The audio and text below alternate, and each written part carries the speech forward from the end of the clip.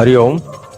जैसा कि आप देख रहे हैं, आज पूर्णिमा और वो भी होली की पूर्णिमा है।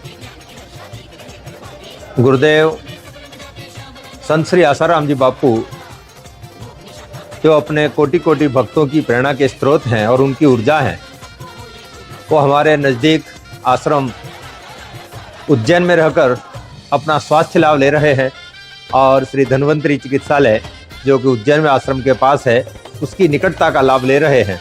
लेकिन उनके स्पंदन उज्जैन ही नहीं, मानो संपूर्ण देश ही नहीं, विदेश के समस्त भक्तों को प्रभावित कर रहे हैं, अपनी ओर बरबस आकर्षित कर रहे हैं।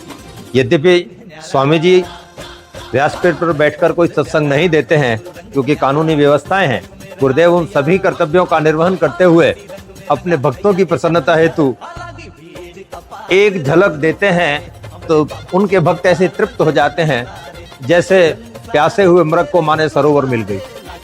ऐसा ही कुछ नज़ारा आज पंचेड़ आश्रम में देखने को मिला है, जहां संसारी लोग घर में रहकर होली के उत्सव को मनाने की तैयारियां कर रहे हैं और घर से बिल्कुल दूर नहीं होना चाहते हैं। वहीं आप देखिए, इस पंचेड़ आश्रम में हजारों की संख्या में भक्त अपने घर परिवार की चिंता छोड़कर गुरु के आश्रम में पधारे हैं।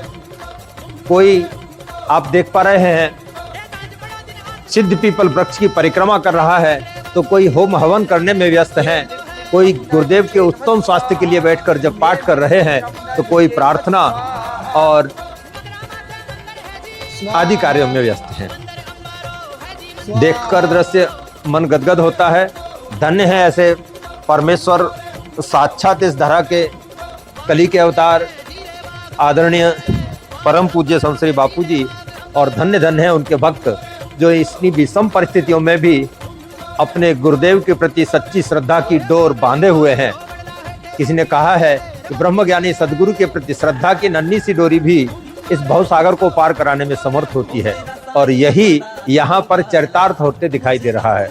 हमारा भी मन गदगद है। यद्यपि हर व्यक्ति की मन की हार्दिक अभिलाषा है तो वह गुरुदेव के दर्शन के लिए पहुँचे, लेकिन कुछ व्यवस्थाएं हैं, पिछकी कुछ मजबूरियां हैं, लेकिन वो व्यवस्थाएं और मजबूरियां भी आश्रम आने से नहीं रोक सकी। मैं उपस्थित समस्त जन समुदाय को आज होलिका महोत्सव की बहुत बहुत शुभकामनाएं और बधाइयां देता हूं, और आशा करता हूं कि उनकी श्रद्धा इसी प्रकार से अपने गुरुदेव के प्रति सदा बनी रहे। आज आश्रम की ओर से सभी अभ्यागतों, जरूरतमंदों, गरीब आदिवासी भाई बहनों को वस्त्र वितरण, अनाज वितरण, नगद धनराशि वितरण, क्या क्या बताऊं मैं, साड़ी, लुगड़ा, बर्तन, धोती इत्यादि का वितरण किया गया। और आप यहां देख रहे हैं कि हजारों की संख्या में लोग बड़े प्रेम से बैठकर आज भोज का आनंद ले रहे हैं, महाप्रसादी का आनंद ले रहे हैं। यह सब गुरुदेव की करुणा कृपा है। मैं ऐसे सदगुरुदेव के चरणों में कोटि कोटि नमन करता हूँ, वंदन करता हूँ। धन्य है यह आश्रम जो बापू जी का हृदय स्थली है, और धन्य है यहाँ के भक्त, और गुरुदेव के चरणों में कोटि कोटि नमन। हरिओम।